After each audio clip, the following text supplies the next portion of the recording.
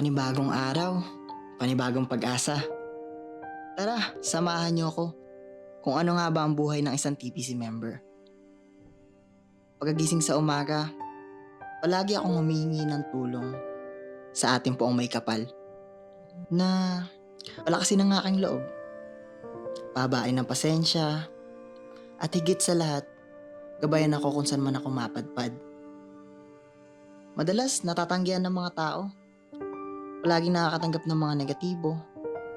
Minsan nga, naiisip ko, bumalik na lang kaya ako sa comfort zone ko.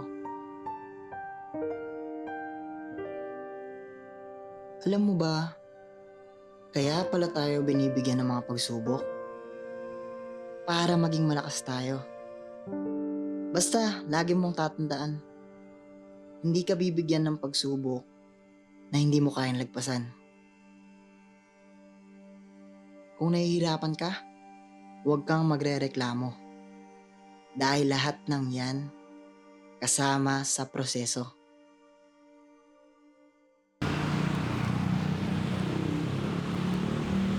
Sir, baka gusto mo mag-business, sir. Loading business to, sir. Wala akong panahon dyan. Barya-barya lang naman kita dyan. Sige, sir. Thank you po. Okay lang yan.